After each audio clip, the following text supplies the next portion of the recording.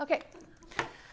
So, yeah, we're trying to do a couple different things. Luckily, we're pretty good, at least. We've gotten a good response with our book. Yearbook? Yearbook. So with our yearbook, we view it as, it's a book. It's a history book. And so you should have stories in it about the year. And, we're trying to get away from, we're a family. No kidding. So what are some different ways that you can tell stories? So the alternative story format is something, because the other thing I'm finding, especially with like all the new staff this year, the thought of writing is like terrifying them. So I'm like, okay, guys, we're going to do a Humans a Yearbook, and you're going to write an article about that person. And it's like, cricket. I'm like, okay, how about a caption? Like, okay, we can do that. So that's going to be the first thing that we put on our Snow site is our picture and our little Humans of RB publications, because that sounds fancier. Because we have our Snow site that's soon to be out. We have our Snapchat.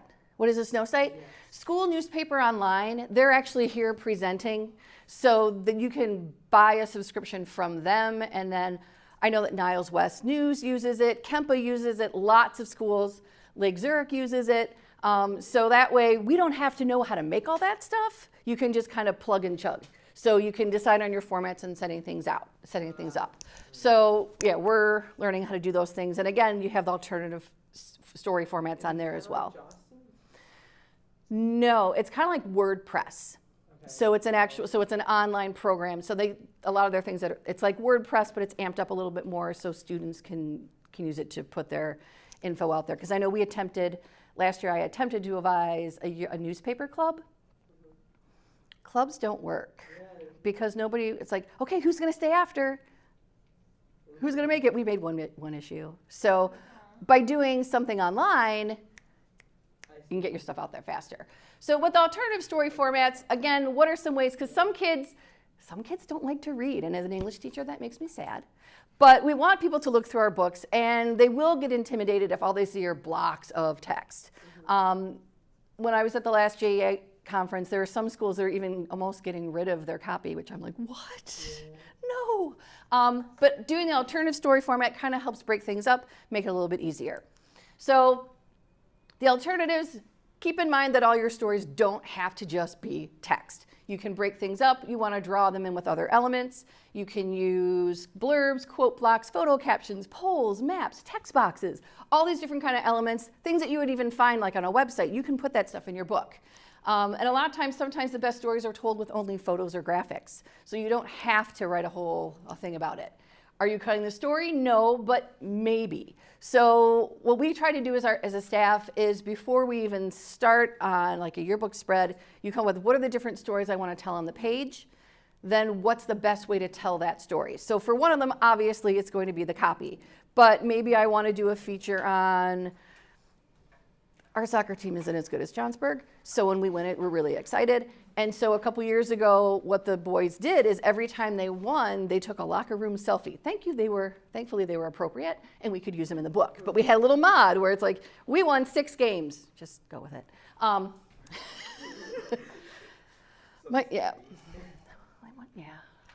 My son's he's a goalie on the team, and he tries, and it's hard to be the goalie when your team's not very good. So now that's going to be out on forever. Okay, so back to this. So you want to keep your readers. So what they say is that basically your readers maintain 30% or more information with non-narrative information. So if you look at it and you have images and things with it, instead of just the text, people are going to recall things better. So these are some basic storytelling alternatives. I also have this handout that I passed out to some of the kids already. Here. Take some extras. So ways that we can do this, one is called a charticle. All it is it's a chart, and you use that in place of an article, and you have your information to compare and contrast things. You can be selective, again, decide what's going to be important, what you're going to leave in. So here are some from other schools. So they talked about water and ways that you can save water. So instead of just writing a paragraph on how to save water, which no one's going to read, you might get somebody to read this. Because you break it down, shorter text, images with it. It's also a really nice way, this is going to help you include students in your book. Okay, so you don't have them in the dominant photo, but you want to tell part of the story. I can put a couple images in there this month's top 5 fun and games. So again, this is something that you could put in the book, or you could put in your newspaper, or you could put online. And a lot of these things can just kind of be interchanged. Then you have one where, again, it's just the text, but by breaking it up visually, by having the bigger numbers, having the lines, again, your readers are going to feel like, okay, I can read this. This is doable. It's more reader friendly. Timelines, you can have multiple plot points, long period of time, short period of time, bits of information presented in time, key events, chronological order. Some of the larger schools have some different things. This is like a schedule. So over the next 4 years, there's going to be 4 new medical courses available. This is going to be a lot more interesting to look at than, again, paragraph after paragraph. So in this year, this is what the class is with bullets. Oh, it's easier. And it's not that you're dumbing it down, you're just trying to make your information more accessible to your audience. So some schools have chronological books. These are the ones that have like huge staffs, and they have a lot, and their schools are big enough that they have enough going on that they can write about every week in a whole spread and do things. So they have it broken down where here's different events during that week, another week, another week. So it all kind of works together. Obviously, they're one of the ones that does a spring release, and then they have their fall. So you have a caption, the image, so you're telling your story. And again, but you have it varied, so they don't all look the same. You're placing your pictures in different places, different sizes, but obviously the numbers are going to be the same, your font size is going to be the same, but then you can kind of pick and choose what you're going to look at. Info boxes or fast facts, again, listing your 5 W's and your H in a bulleted list. Again, you can add information, how to tell where to get there, how to find it, more information about a subject, maybe a profile, highlights, additional resources, scores or schedules, related trivia or statistics. So 2 years ago, this is the first time that we kind of actually put our book out to be critiqued, and we got some good response, and so we're like, yes. So we had a super long theme. What you don't know about us could fill this book, which was an awesome idea because there's so many things we could pull from it. So for our spin-offs throughout the book, we could do all these different things. Know the new movie. So it was all about Star Wars: The Force Awakens. So we had different things like, did you see it? Where did you see it? Here's 2 kids that saw it. And then we even have like a music thing down here. So we kind of put a couple different things on there. So instead of writing a paragraph, people went to Star Wars. Whoop-de-doo. So this way, you've got your picture, you've got some people, it makes it more interesting, draws them in, you get more kids in your book. We had one where the foods class, this was just part of their spread. Do you know what's on the menu? So these are things they made in their class. Know what's trendy? So again, we have our pictures of the kids. This one just didn't want to cooperate. It actually has a full picture, it's just not there. But again, so we did our trends that way. How to, or a step-by-step guide for something. It could be a bulleted list, choosing the right college, putting steps in chronological order or logical order. So we've got this one from Missouri where 8 ways to tie a scarf. Ooh. This was probably not necessarily, I don't know if this was necessarily in their yearbook. It was probably more of a news magazine thing, but it could have, depending on how big their book was, it could have been as well. Scarves were a big thing. How to swim the butterfly, 4 things to remember. So you have the student who actually is swimming, then you've got some things about it. Give a ton to be the one. This is a much better way to maybe talk about your blood drive. So instead of just having the picture of the kid with the needle in their arm and like, they gave blood. It was scary. I almost passed out, but I missed the rest of the day. So, you know, that's why kids get blood. So here so again, you can give your facts. They did, so give tons. So they had 165 donors, which means this many lives were saved. And then it gives a little bit of a step thing. So it's enough information, you can still include it, but you don't have to write a huge story, but it's enough. Here's something we did, here's the basic facts, and then you can move on. One that we did last year in our book, and this student is actually here today, she was thrilled when she saw this. We did a how-to on step-by-step instructions on how to do something or create something. Getting older, 3 quick steps to help you age. So she's a sophomore, but she had to play an 80-year-old woman in the play. So this was just instead of just having the picture of them drawing age lines on Ellie, we went through the steps. And so this was part of our spread on the fall play, because it was something a little bit interesting, different, add something to it. Maps. Be careful with maps. Try to make sure if you're going to use a map for something that there's a purpose, that it's going to help the story. It's not going to make it more confusing. This one is a really good example where they talked about common Missouri schools. So you have the state, but you can still read where things are, what's going on. They talk about the colleges. So visually it's a little bit easier. And again, that's more accessible than a paragraph or 5 paragraphs. So you can use a map. The United States, we've fallen into a trap, and I'm trying to get them away from it, where our school is small enough that you can tell where everybody goes next year. So it's the senior map. We need a better way to do it, because when you put all the points on the map, everybody goes to Wisconsin, or they're in Illinois, and then maybe somebody's out here in California. But when you have that big map, yeah, you have to make sure that it's visually appealing and your reader knows where to go. Where are your eyes going to be drawn? So for this one, we have these specific schools here, and then they go into some more of the details about them over there, but it's like, okay, now I get it. It's a little bit easier to read. Quote collections, great way to get more people in your book. Have a quote, ask a question, tie it to your theme, use one of your spin-offs, and go from there. Make sure it's open-ended, so you can actually do something if you want to ask the same question for everyone. Other option could be sample a significant person's opinion on several topics. And again, these are things that you can put in your newspaper, you can put in your other stuff too. So we did, again, best theme ever, know the numbers. So this is a year that we didn't have any snow. We had 0 snow. Well, we had snow, but it wasn't until April. So we didn't have any snow days. So that was kind of, yeah, in 2016, we had snow on April 2nd. Yeah. April snow showers. Yep. And our average temperatures, so we kind of talked about, hey, what was good about not having snow days? What was bad? And then we made sure that we went ahead and we pulled a kid from each grade. Do your little cutout. And then this one, when we did a polling, and if we have time, we'll go into polling as well. We say how many kids it was. We use SurveyMonkey.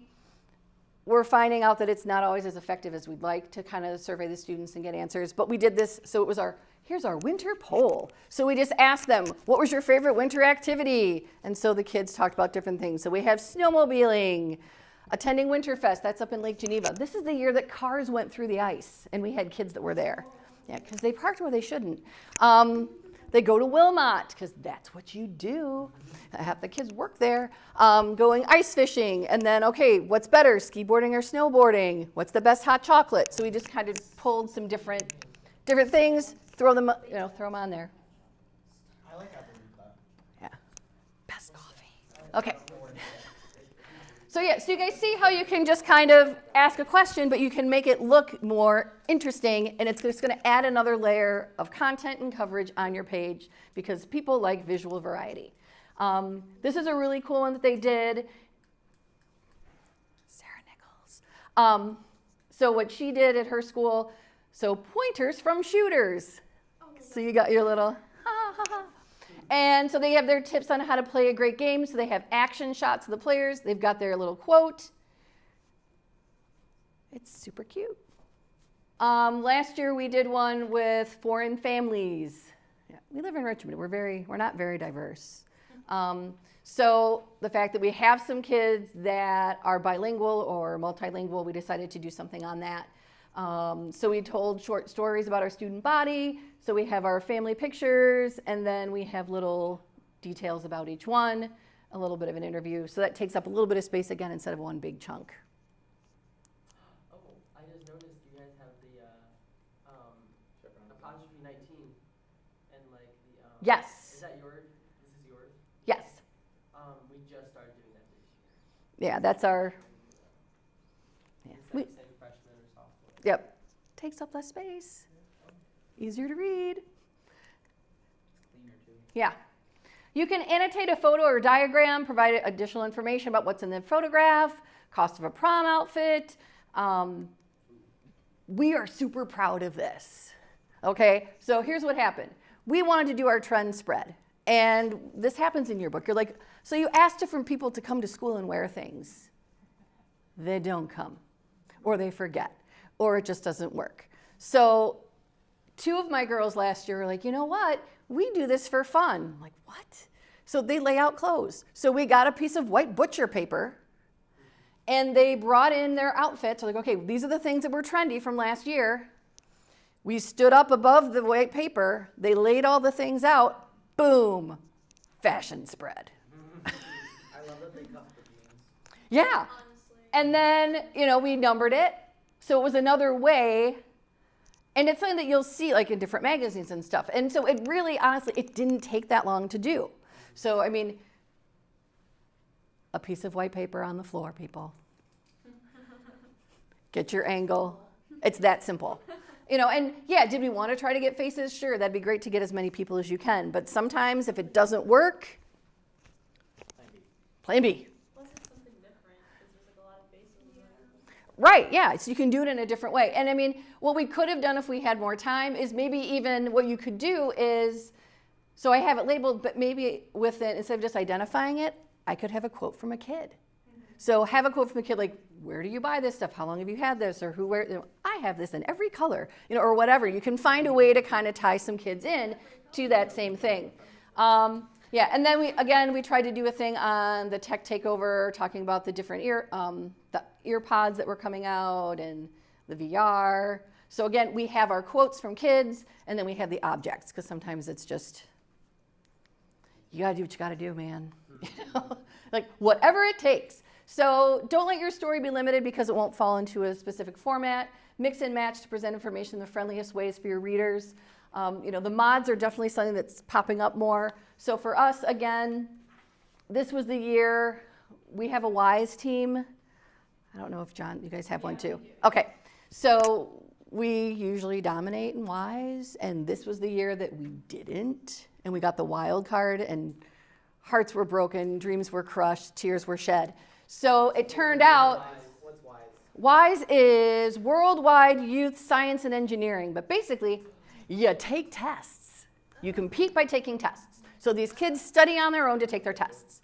So this was a year that they didn't place high enough in their sectional, so we weren't going to go to state, which was, like I said, life-altering, but we got the wild card. So that's what we also included. So we did a short little thing on what happened. So it turned out, so like they're saying, each math test had 30 questions. So you have your short story that explains it. Our scores were high enough that they were higher than any of the other competitions in the state, so that's why they got to go. So even though they placed third instead of second, they were still higher than a lot of the ones from other schools, so they got to go. Crisis averted. But then we have, again, kids want to know, well, what are they doing? You're actually taking tests in bio, chem, computers, English, graphics, and math. You have to be in more than one. So how many people are in each different subject? So we kind of have that. And then each WISE member completes in 2 subjects. And then we have the test questions. So the number of questions and then the average scores that you usually have. So it was just another nice way. We use PictoChart.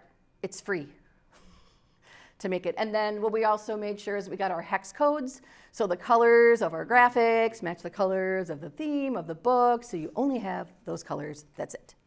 When you use PictoChart, how do you set up the dimensions to begin with? Do you know the exact size that you want it to be on the page? Because sometimes our kids will make those, and then when they go to place them, they either get too squashy or they get too stretched. Yeah, we had to kind of figure out, this one took a couple tries. Okay. So it's kind of trial and error. But figuring out your dimensions is probably the best way. Know your page. Yes, and I know that like one of the things that's changing with us this year, Herf Jones calls it square one. It's a Swiss grid, so we have more grids to do more mods, and we'll be able to plan it out a little bit better, like have a clear idea of what the dimensions are. So yeah, know your dimensions, but that works. And then we have our little, this was on a page, I didn't put the whole wrestling page, but what you don't know about wrestling, so we had a wrestler on staff, so he could tell us these things, but also other kids could too. Why the singlets? We want to know.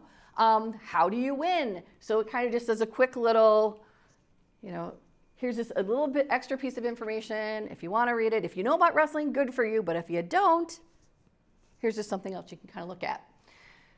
We have siblings. Okay, so 2 years ago, we did the soccer sisters. And we had, so what was like having your sister on the team? We had the action shots. So again, we asked them some different questions. And then with the brothers, because not all guys don't talk, but sometimes it's harder to get quotes from male athletes. So we decided with these guys, we would just use their stats. So we had our sophomore and our, he graduated. So we've got these two guys, but yeah, so how long they've been running, favorite shoes, personal best, and how they both run track and cross country. So it was just something different to kind of try. So instead of just having your block of copy where you might have these brothers run together, somebody's gonna look at that and go, oh, cool, and then they can move on. The other thing that we do is, so this was last year, our theme was moving forward, and so then for all of our spin-offs, the one spin-off that we did well was in our portraits or people pages, we did looking forward. So we did all these lookalikes. So in every section, so we have, and they could be from different, like these two are from the same grade, but we have like staff members. We have a student last year, she looks like the band director and people mistake her for the band director. So they're on the page together. So like we did these little spin-offs. So instead of just having all your mug shots, you can use some of that space to tell a story. So we have that, and then we've got our little, what's your favorite class? We have some details there. And then we also kind of put in, we did a looking past challenges. So this was a student where she had been homeschooled and now she's in high school. And so what was it like? So we're kind of doing a little feature within, bless you, within our portrait section. Again, from 2 years ago, when we did our what you don't know about the gear. So here's our baseball player. So we got something extra over on the side. 2 years ago, when we did What You Don't Know About Us,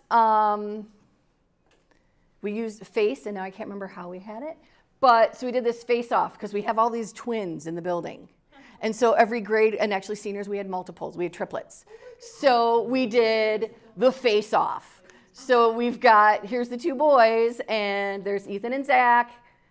Words that describe them, what are things that are similar? So how they're different, how they're similar. And so what you don't know about one of your class twins. And then we did this in every grade. So you pick an alternative story, and then you just keep using it. But again, it helps break up the page, so you just don't have a sea of faces. What? Thin face, round face. Yes. And love being twins. Yeah, they do. But it takes a while to like figure them out. I have triplets. I have 2 of the triplets in class this year, and you can't tell these boys apart. You can't. It's scary. Put little stickers on them. I know. Well, when my husband was little, what their parents did for their church shoes is one had brown and one had black shoelaces. So when they go to church, people would look at their feet and go, hey, John. Hey, Jay. Fun fact. We also, so that year, we did in the face of. So we wanted to put some things. So we had a kid who that year had cystic fibrosis, but he was one of our really good runners. So here's a short little story on Brad. Yeah, like how is he not freezing? I know. Is that Photoshop? No. It took a couple tries to like get him back outside. So yeah, so we have just the information. So again, this is a place that you definitely want to be using alternative copies on your portrait pages. Don't just have faces. Put something in there.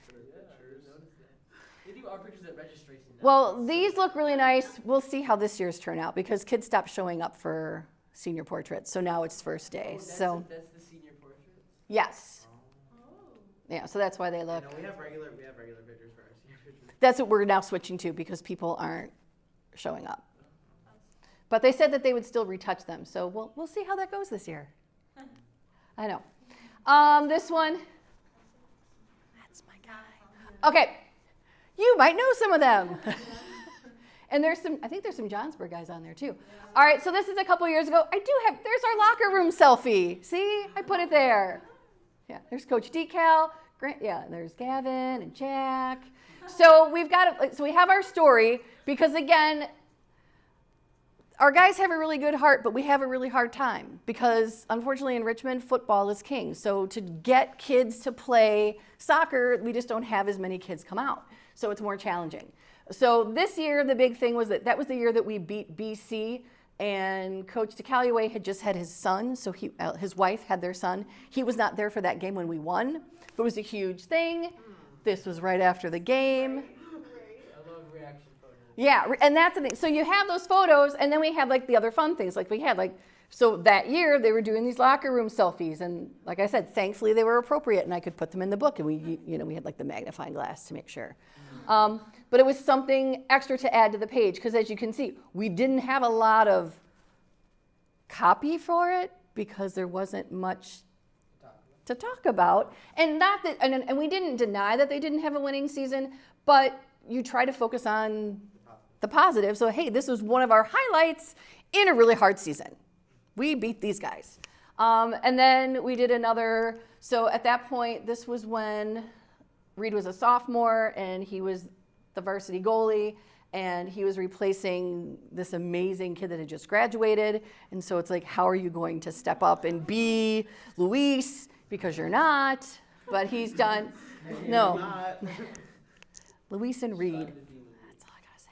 Okay, so yeah, I mean, Luis was phenomenal and Reed has done very well, but yeah. So that year, that's why they have big cleats to fill. Oh, wow, that's cool. And then they did a couple extra little pictures. I have more. Okay, so polls.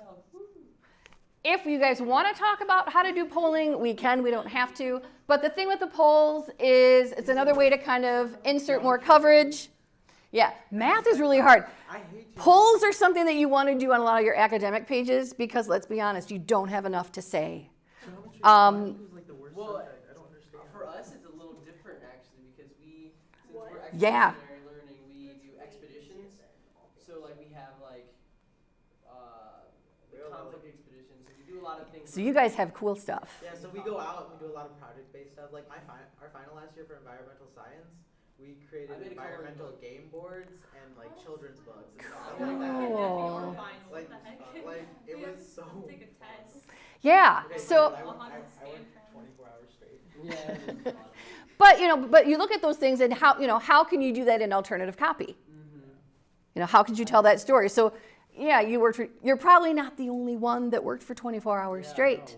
We all like. Yeah. Yeah, so I mean, you could do like your timeline, like we really started working at this point, but then here's how it's due at this time, and we were working up to the minute to get this done. Yeah, especially when your teacher tells you last minute, you know what, actually I was reviewing this and it doesn't follow the criteria that I want.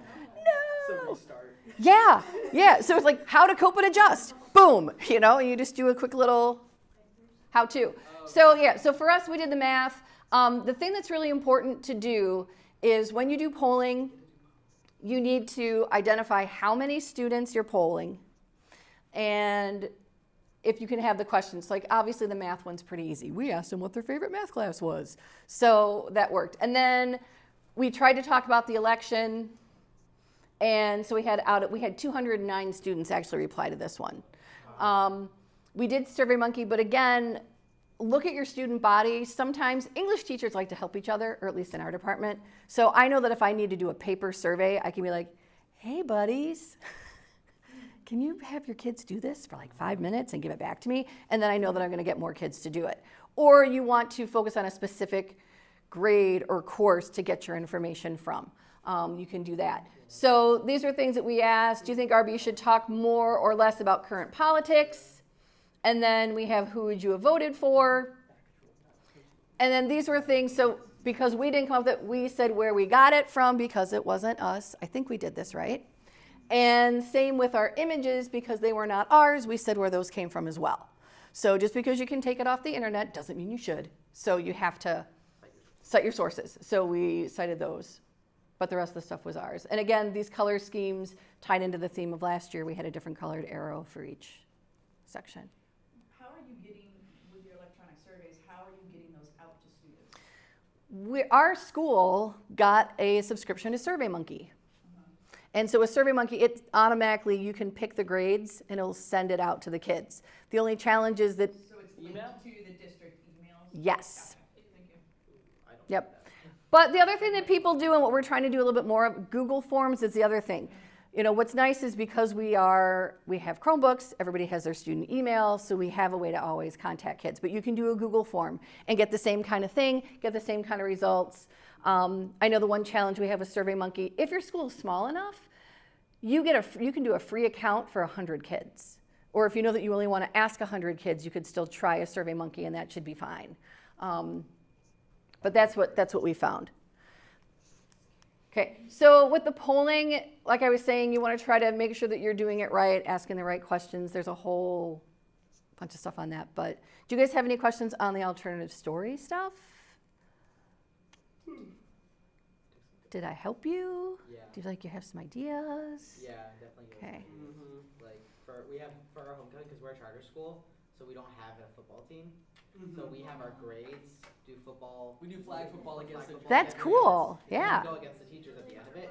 But before the game, we have like just different competitions. So like I was thinking like we could do our top 5 homecoming games that were like our favorite What games. was your stuff like favorite that. Yeah. games this year? We're adding new Yep. games this year, so that'd be perfect. Yeah, definitely. Yep, so just asking the kids, and you know, like I said, when we do the quotes and things, we always try to make sure that we get at least one person from every grade. Try to mix it up, don't have it all boys, all girls, try and get a mix. We usually get 2 from each grade, 1 boy, 1 girl. Yeah, so the more you ask. So, thanks for coming. Go RB Soccer, we play Antioch tonight.